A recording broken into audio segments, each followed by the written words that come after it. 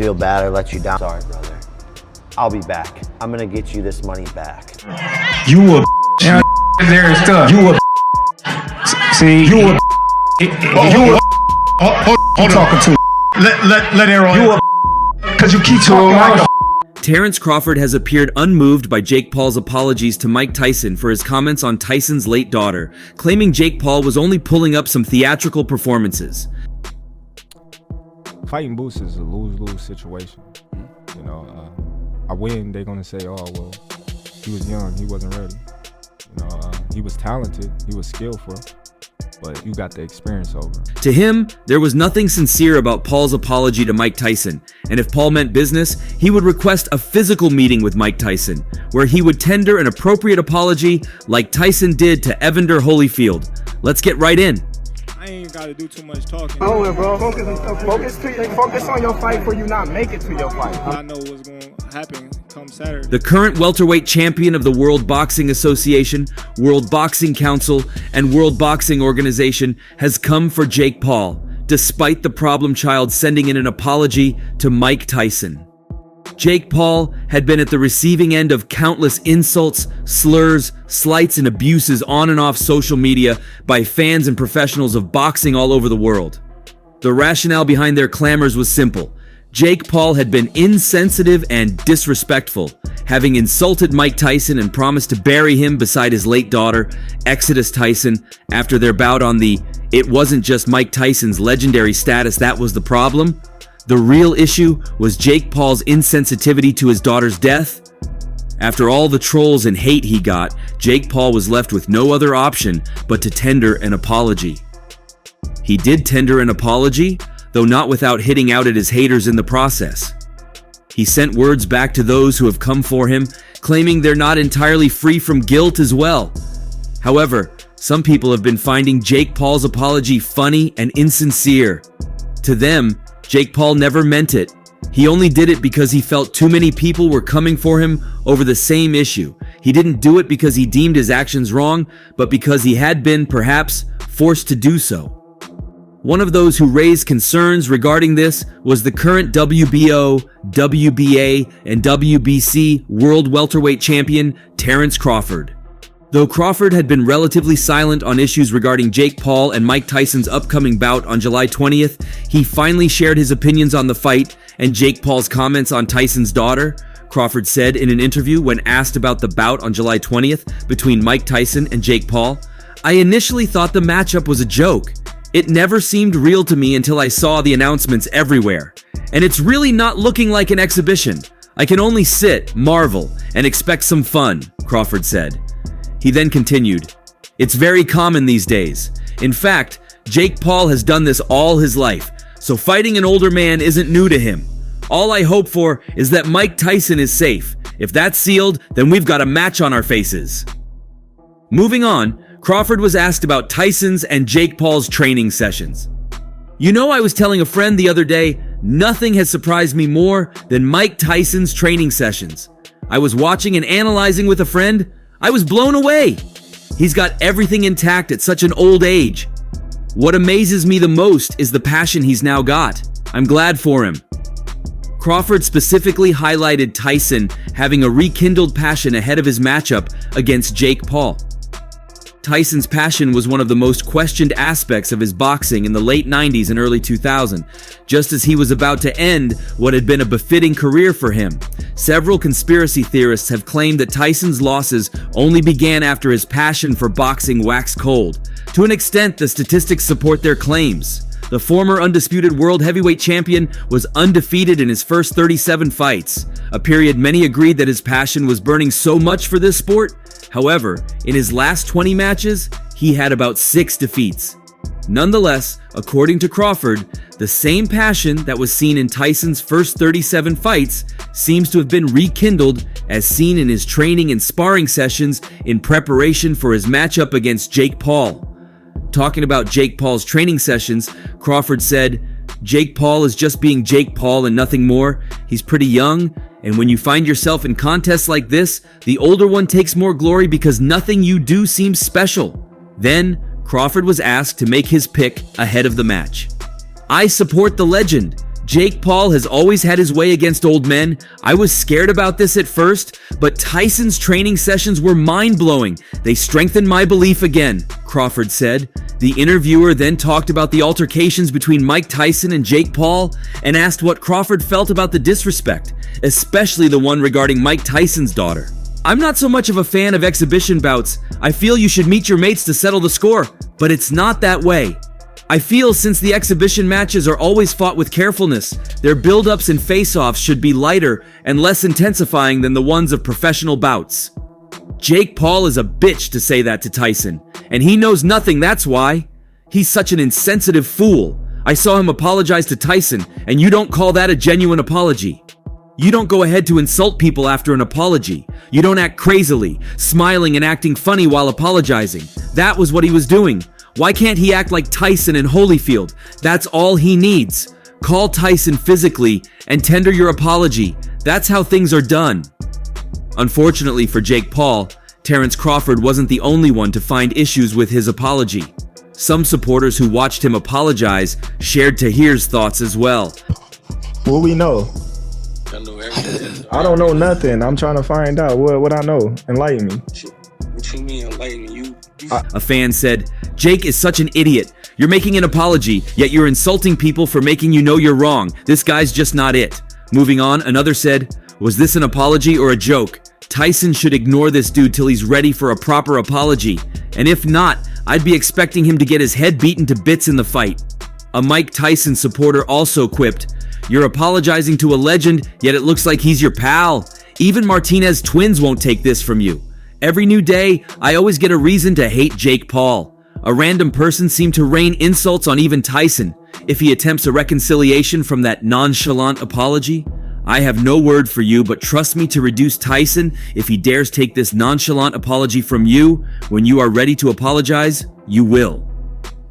Terence Crawford and Jake Paul haven't had much to do with each other over the years, and that could be because Terence Crawford isn't an older boxer.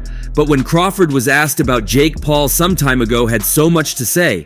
Moreover, Terence Crawford, though praising the work he has put in to reach this point, said that Paul was receiving more praise than he deserved, given his lack of major accomplishments in the sport. When asked if Paul was good for the sport of boxing, Crawford said he wasn't sure. There's a lot of fighters that's putting their life on the line each time they step foot in the ring, and they've been doing this for a long time, and for a YouTuber to come in and get praise like they world champions over somebody that really is a world champion is kind of crazy just because you got a following, Crawford said. For a YouTuber to come in and get praised like they're world champions over somebody that's really a world champion is kind of crazy. However, Crawford issued praise for Paul, noting that the YouTube personality turned boxer can fight a little bit.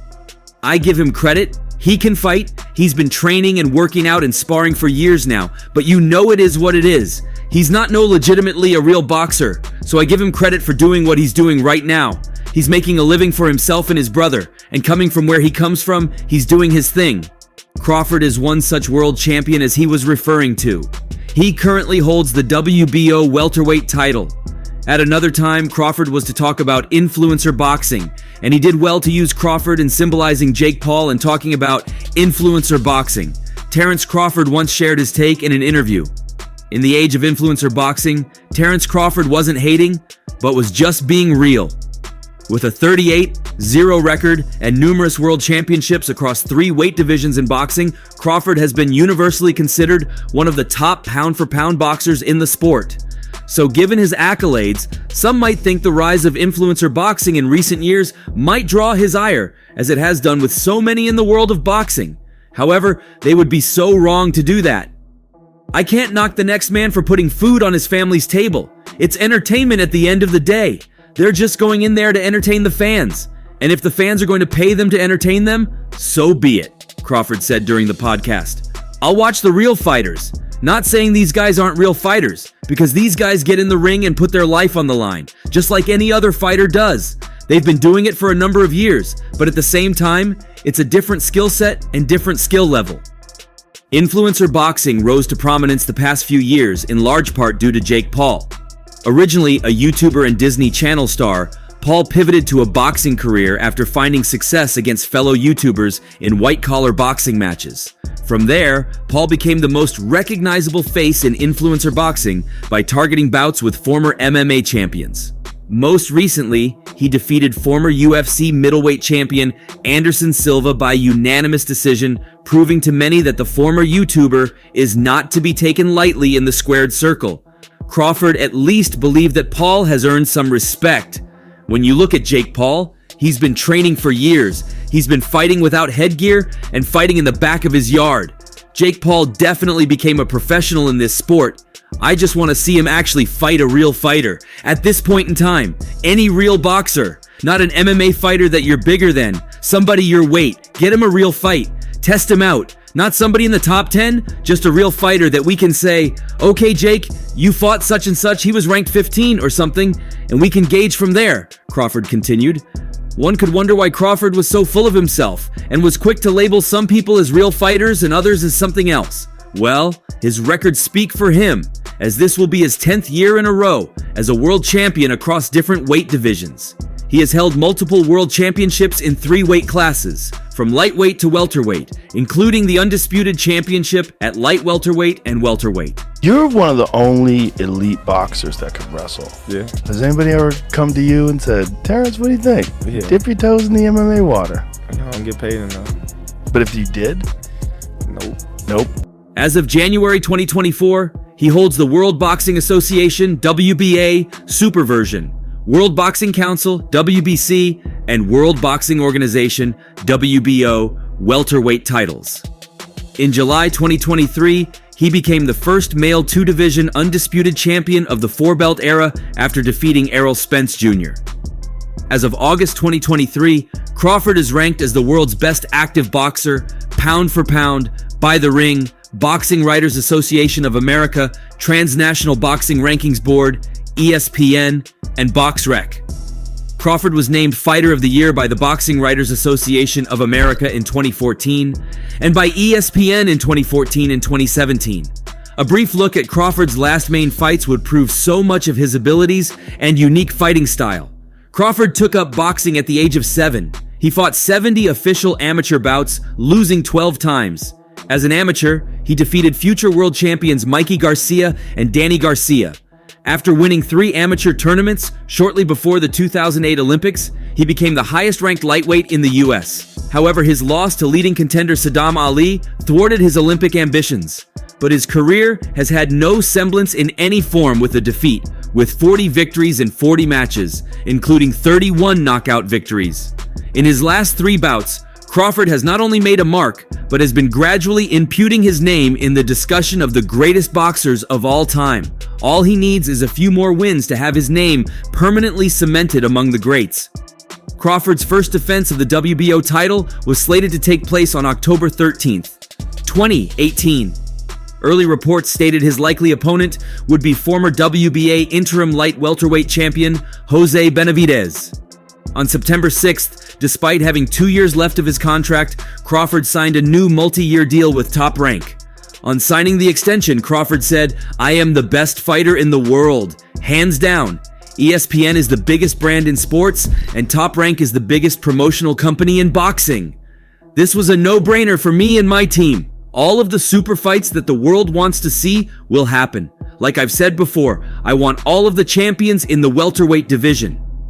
The fight against Benavidez was then announced by Top Rank to take place at the CHI Health Center in Omaha, Nebraska, in front of 13,323 in attendance, the largest crowd he had drawn. As at then, Crawford came on strong in the final round to score a 12th round knockout win to retain his WBO welterweight title.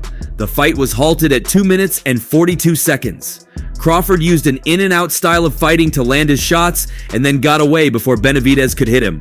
Towards the end of round 12, Crawford knocked down Benavidez, who fought with an injured knee, with a left-right combination, the final punch being a right uppercut. After Benavidez got back to his feet, Crawford landed a flurry of punches until referee Celestino Ruiz stepped in. Crawford landed head and body combinations earlier in the fight, which forced Benavidez to take a step back. Crawford credited the body shot, saying, "That takes something out of you every time. That's what slowed him down. You could tell every time he was shaking his head. I knew it would take its toll in the later rounds." At the time of stoppage, Crawford was ahead 110, 99, 108, 101, and 107, 102 on all three judges' scorecards. According to statistics, Crawford landed 186 of 579 punches thrown, and Benavidez landed 92 of his 501 thrown. Benavidez landed 8 punches per round, while each of Crawford's last 10 opponents landed only 7 per round. Crawford earned $25 million, his career highest as at that time, compared to Benavidez's $500,000 purse. The near 2-hour telecast averaged 2,245,000 viewers on ESPN. In 2019, two-time Lithuanian Olympian Egidijus Kavaliauskas knocked out Roberto Ariaza in the 3rd round of their bout. After the fight, Arum hinted Kavaliauskas would likely challenge Crawford for the WBO welterweight title in early 2019. Kavaliauskas stated he wanted to fight the best in the division and called out Crawford. A week later, it was reported that the 37-year-old former world champion Luis Collazo was in line to challenge Crawford in what would be Crawford's first of 3 bouts in 2019. The match took place on April 20th, 2019. Crawford knocked down Khan 2 minutes into the first round with a sharp right hand, followed by a left hook, and came close to a second knockdown, with Khan seemingly being saved by the bell. Despite making adjustments in rounds 2 and 3, Khan was easily outboxed by the sharper and faster Crawford. The champion switched to southpaw in round 4 and increased the pressure on Khan. 40 seconds into round 6, Crawford hit Khan with an accidental low blow. Despite being given 5 minutes by referee David Fields to recover, Khan's trainer Virgil Hunter informed the referee that Khan would not be able to continue, giving Crawford the win via TKO. Before the stoppage, Crawford led on the scorecards by 50-44 and 49-45 twice. According to statistics, Crawford landed 88 of his 211 punches, 42%, while Khan landed 44 of his 182 punches, 24%. At the post-fight press conference, Crawford accused Khan of quitting in the fight, which Khan denied. On July 22, 2021, the WBO ordered that Crawford defend his welterweight title against the second-ranked WBO welterweight contender, Shawn Porter. The former 2-time welterweight title holder was seen as the biggest challenge in Crawford's career up to that point, with ESPN describing Porter as a quantum leap in competition. As the two sides were unable to negotiate the terms of the fight, the WBO set a purse bid for September 2, 2021, which was later postponed until September 14th. Crawford and Porter would adhere to a 60-40 purse split rather than the usual 80-20 split for mandated matches, taking into account the earnings from their 3 previous fights.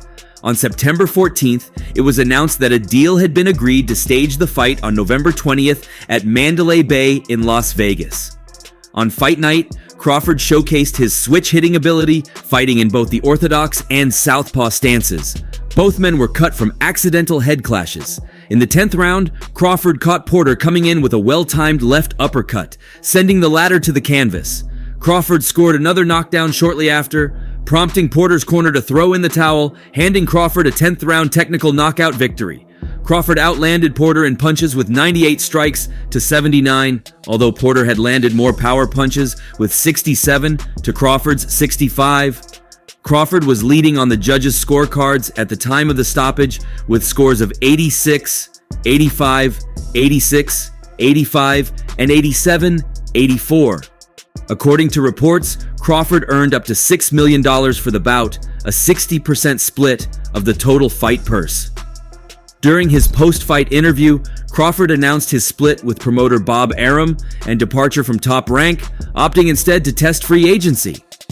Also, on October 21, 2022, Crawford was announced to make the 6th defense of his WBO welterweight championship against top contender David Avanesian on December 10, 2022 at the CHI Health Center in Omaha, Nebraska. Crawford stopped Avanesian with a right hand to the jaw, winning in the 6th round. After the fight, Crawford stated it was a one-fight deal and he is still a free agent. Start putting that left hand behind that if he want to detour Avanesian. This guy feels like he's... Crawford and the WBA, IBF, and WBC welterweight champion Errol Spence Jr. came to an agreement on all material terms for a title unification, which was expected to take place on November 19th. The agreement included a bilateral rematch clause, with the winner of the bout earning the majority of the revenue in the rematch. 2 months later, it was revealed by both camps that negotiations had fallen through and they would be pursuing different fights. Finally, on May 25th, 2023, it was confirmed that Crawford would fight Errol Spence Jr. for the undisputed welterweight titles on July 29th, 2023, at the T-Mobile Arena in Las Vegas, Nevada. In front of a sold-out crowd of 19,990, Crawford dominated and won the fight by a 9th-round technical knockout and became the first undisputed welterweight champion since 2006 and the first male boxer in the 4-belt era to claim undisputed championship status in 2 weight divisions. By that point, he had outlanded Spence 185-96 in total punches and 98-63 in power punches. Crawford was up 79-70 on all 3 scorecards at the time of the stoppage. Hurt. Spence is hurt. So Floyd Mayweather tells me he's stumbling and he hasn't been hit. And that's up after this fight because he's from a litany of angles.